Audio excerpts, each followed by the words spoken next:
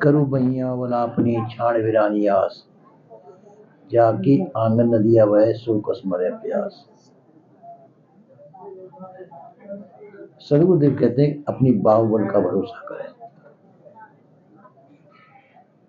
जो कुछ करना अपने बाहुबल पर करें, अपनी शक्ति सामर्थ्य के ऊपर करें। बाहुबल को मतलब शक्ति सामर्थ्य। दूसरे की आशा को त्याग दें, और दूसरे की आशा पर जो कुछ करते हैं वह निराशा में बदल जाता है। दूसरे की आशा आपको प्राप्त होगी कि नहीं, आपकी कि दूसरे की आशा प्राप्त होगी कि नहीं, ये नहीं कह सकते। इसलिए दूसरे की आशा को त्याग करके फिर करें। कल्याण के लिए हम दूसरों की आशा करते हैं। कोई कहता है भगवत कृपा से कल्याण हुआ, देव कृपा से कल्याण हुआ, किसी व्यक्ति विशेष की कृपा से कल्याण हुआ। ठीक है, उसमें संत गुरुजन सहायक होते हैं। संत गुरुजनों का सत्संग से हमको बहुत कुछ लाभ होता है। सत्संग का लाभ भी प्राप्त हुआ, पर आपने उस पर अमल नहीं किया तो वो सत्संग कोई काम नहीं देगा। कितना भी सुंदर सत्संग हो, पर वो जरूर लाभकारी हो सकता है जब उस पर अमल करेंगे। तो सदगुरुदेव का करो बनिया बोला अपनी बाहुबल का भरोसा, शक्ति सामर्थ का भरोसा करें। शक्ति सामर्थ्य की अनादि काल से हमारी संसार की आसक्ति हमारे अंदर मौजूद है। कई भ्रम हमारे अंदर मौजूद हैं। संसार को देखते हैं, संसार के प्रति आकर्षण है हमारा, और ये आकर्षण हमको आगे नहीं बढ़ने देता है। संसार का आकर्षण हमको पीछे से खींचता है, पैर पकड़ के खींचता है। कोई व्यक्ति आगे बढ़ना चाहे तो ये आगे नहीं बढ़ने देगा। वहां पुरुषार्थ की विशेष आवश्यकता होती है। यदि आप पुरुषार्थशील हैं तो सबको छोड़ करके आगे बढ़ सकते हैं, और वरना आगे नहीं बढ़ सकेंगे। इसलिए सदगुरुदेव ने कहा कि यदि कि आपको कल्याण करना है, अपने बल पर खड़े होइए, अपने बाहुबल का सहारा लीजिए, दूसरे की आशा का त्याग दीजिए। ईश्वराद की जो आप सहायता लेना चाहते हैं, ईश्वराद कल्पित है, देव कल्पित है, तो आपकी सहायता नहीं कर सकते। वर्तमान में संत जन तो मौजूद हैं, संतों का सत्संग आपके सामने मौजूद है, उससे लाभ उठा के तो आगे बढ़ सकते हैं। और किसी कल्पित देव की आशा से हम बैठे हुए हों तो वो आपको प्राप्त नहीं हो सकता है। अक्सर संसार में लोग कहते ही हैं, भगवत कृपा का नाम लेते हैं और चीजों को नाम लेते हैं, पर वो निराशा है। सदगुरु कर भैया वाला छाड़ गिरानिया, जो दूसरे की आशा को त्याग दे, जाके आंगन नदिया गए सुख मेरे भर, जिसकी आंगन में उस आंसू की नदी बहती हो तो प्यासा क्यों रहेगा। सुख समृद्ध प्यासा व्यक्ति वह है कि जिसके पास कोई जल न हो। जल आपके पास भरपूर है, मनुष्य जीवन है, मनुष्य जीवन आप भरपूर पुरुषार्थ कर सकते हैं, कल्याण के लिए प्रयत्न कर सकते हैं, और मनुष्य जीवन पाकर के भी आपने कल्याण के लिए प्रयत्न नहीं किया तो उसमें दोषी कौन है। अब एक बात निकल करके आती है कि कल्याण के लिए किसी पुरुषार्थ की आवश्यकता नहीं, किसी प्रयत्न की आवश्यकता नहीं। कल्याण के लिए तो अप्रयत्न की आवश्यकता होती है, क्योंकि प्रयत्न जो है शरीर संबंध से होता है। और शरीर संसार का है। तो शरीर के प्रयत्न से जो कुछ प्राप्त होगा वो संसार प्राप्त होगा, और संसार से कल्याण प्राप्त नहीं हो सकता। संसार के किसी भी माध्यम के द्वारा कल्याण प्राप्त नहीं होगा। संसार से उपराम होने पर ही कल्याण प्राप्त हुआ।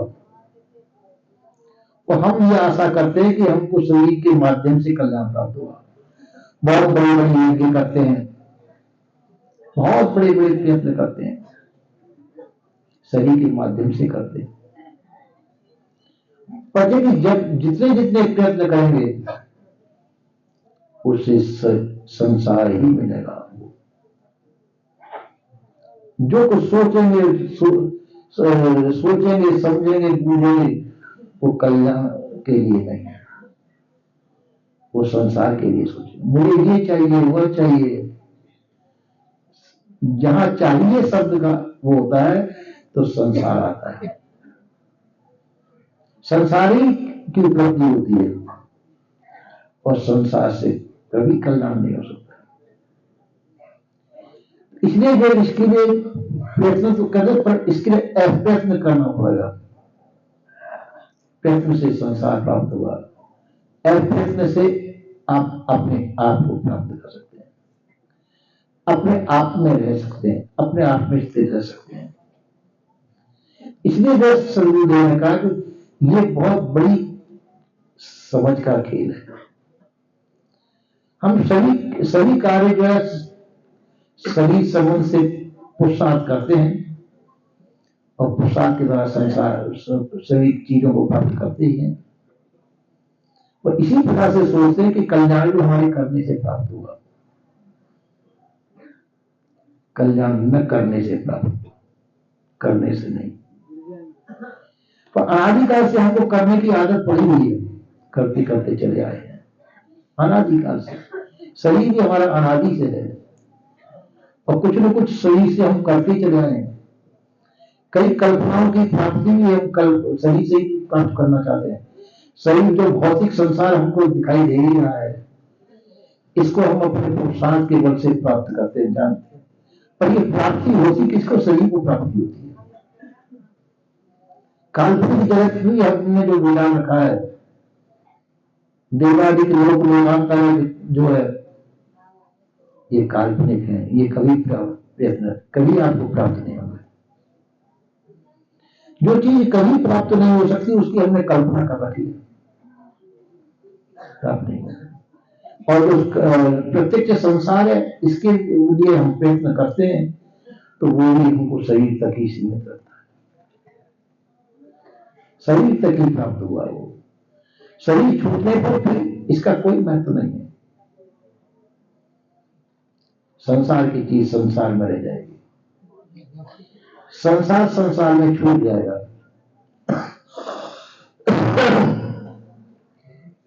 मां कल्याण तक पहुंच नहीं संसार की। संसार का आसरा छोड़ दें, सभी प्रयत्नों का आश्रय त्याग दें, तो आप अपना कल्याण करें। क्योंकि वह निर्बंध जीवन है, संसार बंधन युक्त है। जो कुछ प्राप्त करना चाहेंगे उसके बंधन में आपको पड़ना पड़ेगा। बंधन होता है। कल्पना जगत का भी कोई वस्तु है, कल्पना का बंधन है, मानसिक बंधन है बहुत। तो इसी इन सभी चीजों को जो त्याग सकता है वो अपने घर में आ सकता है। अपने घर में जो नहीं आ सकता कल्याण प्राप्त नहीं कर सकता। इसमें विघ्न बहुत होते हैं। विघ्न यह है कि हमारी इच्छाएं बहुत बड़ी चढ़ी हैं। इच्छाओं के बाद इच्छाओं की पूर्ति हम करना चाहते हैं, इच्छाओं की पूर्ति तो संसार से ही होगी।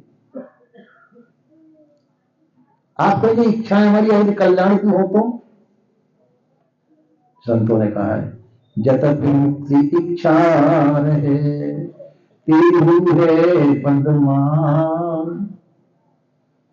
यद्यपि हमारी मुक्ति की इच्छा होगी वो भी बंधन देने वाली है। मुक्ति की इच्छा भी बंधन देने वाली है।